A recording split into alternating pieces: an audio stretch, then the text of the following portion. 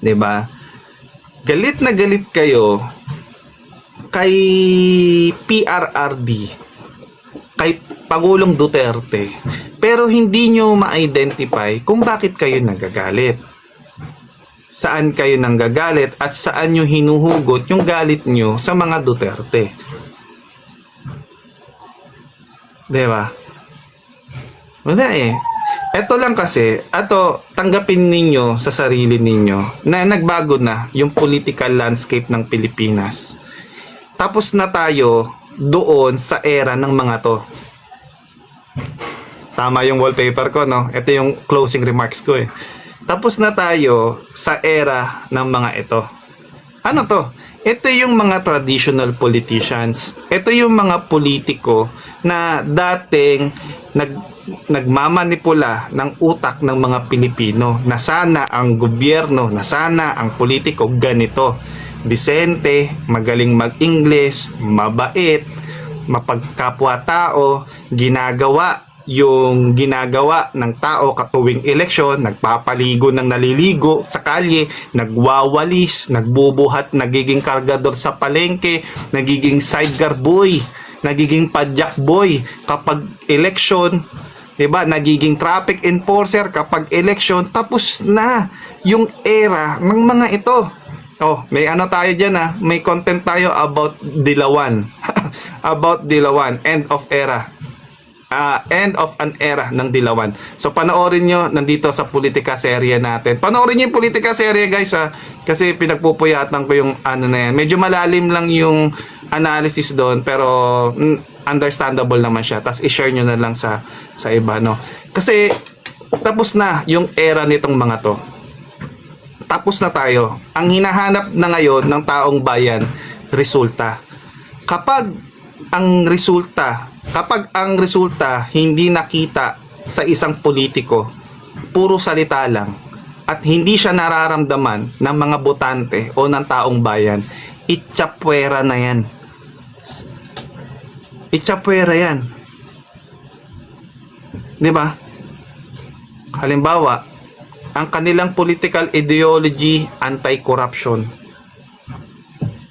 Ang question, ano yung ginawa nila? Ayun yung pinaka-core ng kanilang political ideology, yung anti-corruption, 'di ba? Kaya nga galit na galit sila kay Marcos noon 'di ba? Anti-Marcos sila Pero nung nalaman na nagnanakaw, 'di ba? May issue ngayon ng corruption si BBM, yung never again, ngayon naging never against. So bakit maniniwala ang taong bayan sa mga ganong klaseng politiko na yung kanilang political ideology questionable? Hindi nila kayang mag-stand doon sa kanilang paniniwala na anti-corruption sila. Rampant ang corruption ngayon sa government natin. Sabi ko nga sa inyo, uulitin natin, we're not talking about here million, billion of peso. We are talking about here trillion of peso ang nawala sa pera ng taong bayan, and yet this kind of traditional politician, wala tayong naririnig sa kanila. 'Di ba? They always use yung appeal to emotion, magmamakaawa sila sa taong bayan, 'di ba? Tas magsasalita na kunwari lingwahe nila yung taong bayan, but pagdating sa huli, hindi nila naiintindihan kung anong problema talaga natin ng mga ordinaryong Pilipino. And the only politician and president who understand the real problem of the Filipino people, walang iba kung hindi si PRRD, because of his policies na inimplement dito sa Pilipinas, at lahat ng mga Pilipino naramdaman yun. Diba? Kaya nga, ito yung pagkakaiba. Kapag inaangat natin at pinag-uusapan natin yung mga traditional politician, noon, kapag pinag-uusapan natin sila, ang nakatatak lang sa isipan lang natin at ang topic na pinag-uusapan natin, politika. Politika lang. Di ba? Yung imahe nila, kung paano, kung agree ka ba sila o hindi, ganyan-ganyan. But, Kay PRRD, pansinin ninyo, pag pinag-usapan si PRRD, hindi lang politika ang pinag-uusapan. Ang pinag-uusapan na ngayon, experience na ng mga Pilipino. At etong experience na to, hindi to kathang isip because this is the real situation, real experience na ng taong bayan eh. Naalala ninyo, siguro napanood yun, nag-viral yun eh. Yung tinanong ni Vice Ganda, yung isang driver, ano sabi niya, mas mabuti pa nung panahon ni PRRD kasi kahit papano, di kami nawawalan eh, kahit pandemic eh. See? Di ba? Yung kriminalidad, yung comment ng taong bayan doon hinggil sa pag-i-implement ni PRRD doon sa kanyang war on drugs. Aba, majority of the Filipino people gusto ng war on drugs. Kaya yung mga nagsasabing pro-Pilipino dyan and nag-a-against kayo sa majority of the Filipino people, di ba? Fake kayo na pro-Pilipino. Bakit? Kasi ayaw nyong mag-agree doon sa majority of the Filipino na sinasabi ng majority na nung panahon ni PRRD hinggil sa war on drugs niya, payapa yung buhay nila. Mas gusto nila yung war on drugs na yun kasi mababa ang kriminalidad, 'di ba? Safe maglakad sa kalye kasi bakit? Yung peace order nandoon, may visible ang mga kapulisan natin tuwing gabi, nagro-ronda sila, may curfew, 'di ba? Yung malasakit center, 'di ba? Para sa mga may sakit. Ang daming mga kababayan natin na nakinabang sa malasakit center. Those policies na inimplement ni PRRD naramdaman ng ordinaryong Pilipino. So bakit ka mag-against kung ikaw ay pro-Pilipino, 'di ba? Or self-proclaim that you are pro-Filipino but you are not agreeing dun sa majority of the Filipino people na gusto nila na matiwasay na pamumuhay.